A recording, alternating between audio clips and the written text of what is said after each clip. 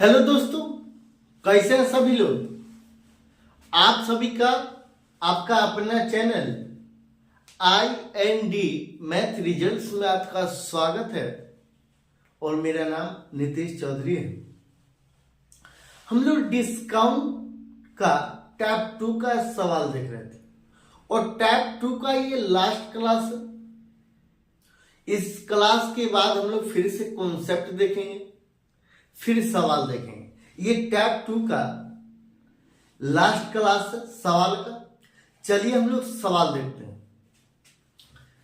सवाल कहता है, एक विक्रेता 100 रुपया अंकित मूल्य वाली वस्तु खरीदता है और उस पर 10% और 20% छूट प्राप्त करता है।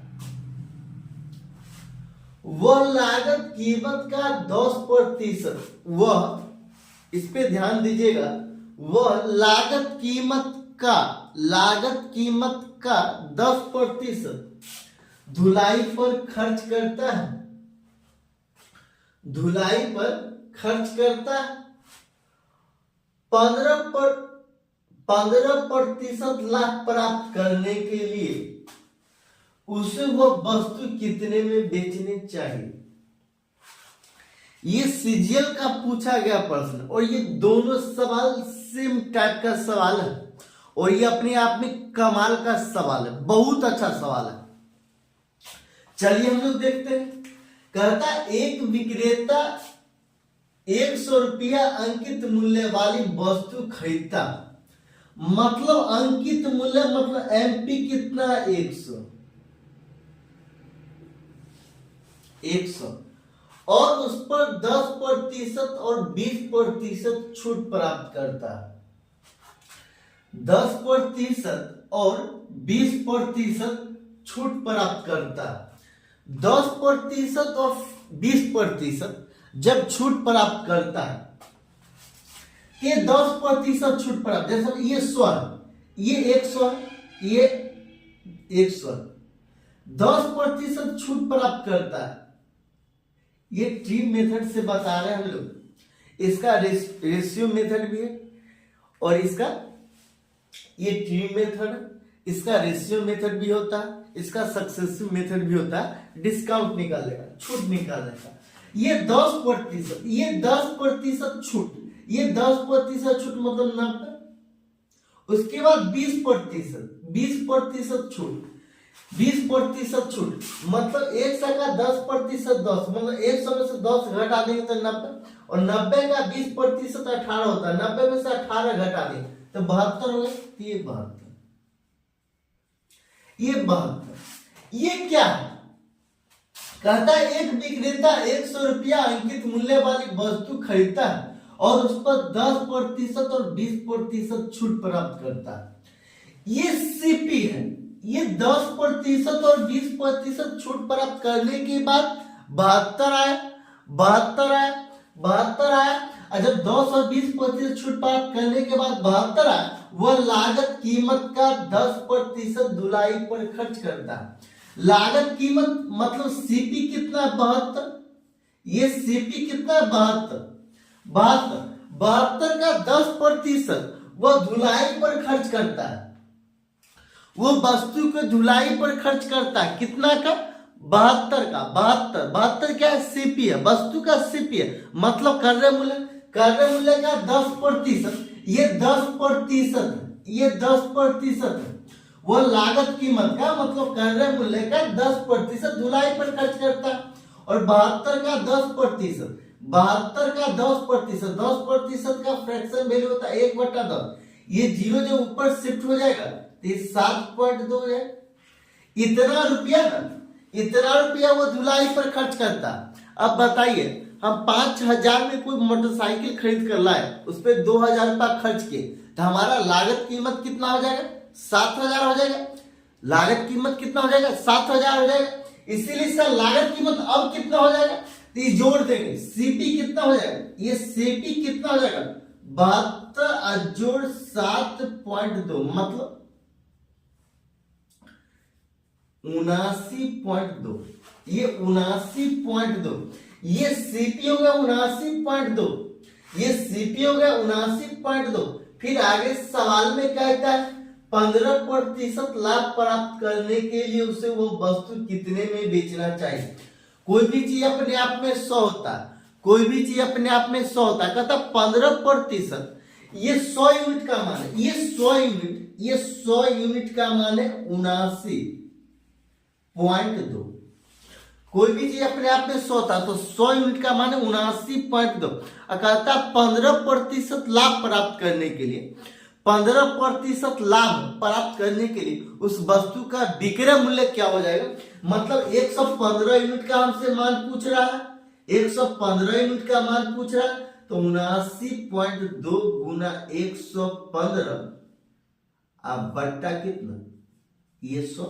यहां से पॉइंट उड़ाए थे, ये 0, पॉइंट नहीं तो 0। ये 23 बार में, और ये कितना बार, ये 20 बार में, सॉरी 200 बार में, 200 बार में कैंसिल हो जाएगा। अब 200 बार में कैंसिल हो गया, अब कितना बार में जाएगा, ये अब 2 से काटेंगे तो ये 100 बार में हो जाएगा, और ये 2 से काटेंगे तो ये 3 बार में, 3 बार में 1 9, ये 9 बार में 18 6 बार, 396 बार में कैंसिल हो जाएगा। तो अगला कितना आता है स्टेप, 115 यूनिट का मान कितना आता है 396 गुना 23 बट्टा 100। फिर 2 से काटेंगे तब 50 बार में, 2 से काटेंगे तो 1 9 1 9 8, 198 बार में कैंसिल हो जाएगा। फिर 25 बार में, फिर कितना बार में, 99 बार में ये कैंसिल हो जाएगा। अब 99 गुना 23 कितना होता है, 99 गुना 23 कितना होता है, ये 23 को 99 से गुना करेंगे, 99 तो 27 के साथ हासिल कितना हुआ 2 हुआ, 9 दूना 18 और 2 20 हुआ। मतलब फिर से 207 होगा, ये कितना है 7 है, ये 7 है, ये 2 है, 2 है, 2277 हुआ। और ये 2200, ये 2277 को, ये 2277 को कितना से भाग देंगे, 25 से भाग देंगे, 25 से भाग देंगे 2277 को, 2277 को 25 से भाग देंगे, ये 9 बार में कितना हो जाएगा 225 हो जाएगा। फिर 2 हुआ 7 हुआ, 1 बार में 25 हुआ, ये कितना आ जाएगा 2 हुआ, कट गया, यहाँ पॉइंट उड़ाएंगे तो 0 हो जाएगा। फिर 0 8 बार, मतलब 91.8 हो जाएगा। 115 यूनिट बराबर 91.8 हो जाएगा, यही आंसर। फिर से एक बार देखिएगा क्या कहता है सवाल, कहता है एक विक्रेता 100 रुपया अंकित मूल्य वाली वस्तु खरीदता है। एक विक्रेता है जो 100 रुपया अंकित मूल्य वाली वस्तु खरीदता है और उस पर 10% और 20% छूट प्राप्त करता है। 10% ये छूट हम लोग सक्सेसिव से भी, ट्री मेथड से भी और रेशियो मेथड से भी निकाल सकते हैं। ये तीनों विधि से हम लोग निकाल सकते हैं। यहाँ पर हम फिलहाल ट्री मेथड से निकालें तो इसका छूट कितना हुआ, ये 72 है, ये 72 तो छूट हुआ 28%। जब 28 छूट हुआ तो ये 72 है, तो 72 क्या हो गया सीपी हो गया, अंकित मूल्य पर छूट मिला तो क्या होगा सीपी होगा। सीपी होगा वह लागत कीमत का 10% धुलाई पर खर्च करता है। सीपीआई 72 का 10% वो धुलाई पर खर्च करता है। कोई वस्तु हम 5000 में खरीदे, 2000 उसके मरम्मत पर खर्च किया तो हमारा लागत पूंजी कितना हो गया 7000 हो गया। हमारा लागत पूंजी कितना हो गया 7000 हो गया। तो इसका 72 का इस लागत मूल्य का 10% धुलाई पर खर्च करता, मतलब 72 का 1/72 का 10%, मतलब 1/10, ये 0 ऊपर शिफ्ट हुआ था 7.2 हो जाएगा, 7.2 हो जाएगा। इतना रुपया वो धुलाई पर खर्च करता है। इसका अब लागत, ये इसका अब लागत पूंजी अब चेंज हो गया। लागत पूंजी चेंज क्या हो गया, तो 72 में 7.2 जोड़ देंगे, 7. दो जोड़ देंगे तो 79.2 हो गया, 79.2। और कोई भी चीज अपने आप में 100 होता है, तो लागत पूंजी 100 है, तो 100 यूनिट का मान 79.2। फिर आगे सवाल में कहता 15% लाभ प्राप्त करने के लिए उसे वह वस्तु कितने में बेचना चाहिए, मतलब 115 यूनिट का मान हमसे पूछ रहा है। जब 115 यूनिट का मान पूछ रहा है तो 115 यूनिट को हम लोग कैलकुलेट करेंगे तो 91.8 इसका आंसर। सेम सवाल अगला सवाल में, चलिए हम लोग देखते हैं। सवाल कहता है एक व्यक्ति 1500 रुपया अंकित मूल्य वाली मेज खरीदता है। एक व्यक्ति है जो 1500 रुपया अंकित मूल्य वाली मेज खरीदता है और उस पर 20% और 10% छूट प्राप्त करता है। एक व्यक्ति है जो 1500 मूल्य वाली मेज खरीदता है, अंकित मूल्य वाली मेज खरीदता है और उस पर 20% और 10% छूट प्राप्त करता है। वह 20 रुपया धुलाई पर खर्च करता, वह 20% नहीं पूछ रहा, वह 20% धुलाई पर खर्च नहीं, वह 20 रुपया धुलाई पर खर्च किया और उसे 20% लाभ पर बेच देता। मेज का विक्रय मूल्य क्या है? देखिए कहता एमपी, वस्तु का अंकित मूल्य कितना, मतलब एमपी कितना, 1500, तो ये 1500 और उस पर 20% और 10% छूट प्राप्त करता है। 20% और 10% छूट प्राप्त करता है। जब छूट प्राप्त करता है तो देखिए यहाँ बहुत इसका बहुत विधि है। जैसे 20% का फ्रैक्शन वैल्यू कितना हो, 20% का फ्रैक्शन वैल्यू होता है 1/5। ये 1/5, जब 1/5 तो टोटल कितना है 5, जिसमें से एक का छूट है, एक का छूट है, मतलब इसका विक्रय मूल्य कितना हो जाएगा, विक्रय मूल्य 4/5। इसके लिए विक्रय मूल्य कितना हो जाएगा 4/5। फिर कहता है 10% का छूट प्राप्त करता, 10% का छूट प्राप्त करता है और 10% का फ्रैक्शन वैल्यू होता है 1/10, मतलब टोटल है 10, टोटल है 10 जिसमें से एक की छूट है, मतलब 9/10, ये 9/10। ये जीरो कैंसिल, ये 30 बार में कैंसिल, ये 30 चौका 100, ये 30 है, ये 30 चौका 120, 120 नामा कितना 120, 12 नामा 8 280 है, ये 280। बताइए कितना का छूट मिला, छूट कितना का मिला। एक व्यक्ति 1500 रुपया वाली अंकित मूल्य वाली मेज खरीदता है, व्यक्ति के लिए सीपी है, लेकिन अंकित मूल्य पर जो उसका छूट मिल, इसके लिए तो विक्रय मूल्य है ना, तो ये व्यक्ति के लिए सीपी है, तो ये सीपी हो गया। अंकित मूल्य है 1500 रुपया, वो 20% और 10% की छूट प्राप्त करके तो खरीदता है, मतलब इसके लिए सीपी है।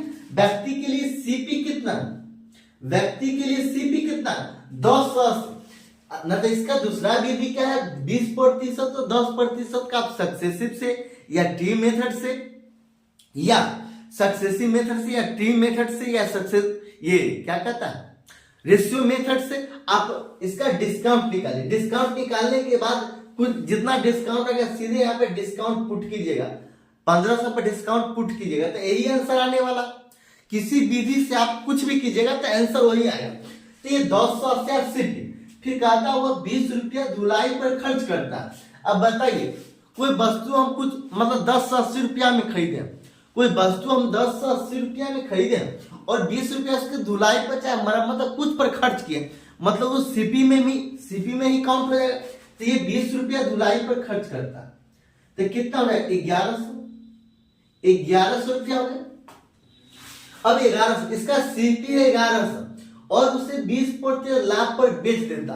अब बताइए कोई भी चीज होता है अपने आप में 100, तो ये 100 यूनिट का मान है 1100, ये 100 यूनिट का मान है 1100 और 20% लाभ पर बेच देता, 20% लाभ पर बेच देता, मतलब 120 यूनिट का मान पूछ रहा है, 120 यूनिट का मान पूछ रहा है। तो कहता है मेज का विक्रय मूल्य क्या हो जाएगा, तो 1100 बट्टा 100 आइए गुना 120, ये 00 कैंसिल, 12 को 11 बार पढ़ेंगे, 12 को 11 बार, तो 12 को 10 बार पढ़ेंगे तो 120 हो गया, 120 हो गया। 12 को 11 बार पढ़ेंगे तो 12 को 10 बार पढ़ेंगे तो 120 हो गया, और 12 को फिर एक बार पढ़ेंगे, इसको ब्रेक करके पढ़ेंगे, पहले 10 बार पढ़ेंगे फिर एक बार पढ़ेंगे, तो 12 को 10 बार पढ़ेंगे तो 120 हुआ, अब 12 को एक बार पढ़ेंगे तो कितना हुआ, 12 हुआ, 12 को एक बार पढ़ेंगे तो 12 हुआ, तो 120 अब प्लस 12 132, तो 132 ये जीरो, तो जीरो, ये 1320 आंसर, ये 1320 आंसर। ये सवाल आपको बनाने का तरीका कैसा लगा? अगर अच्छा लगता है तो लाइक और सब्सक्राइब जरूर कीजिएगा।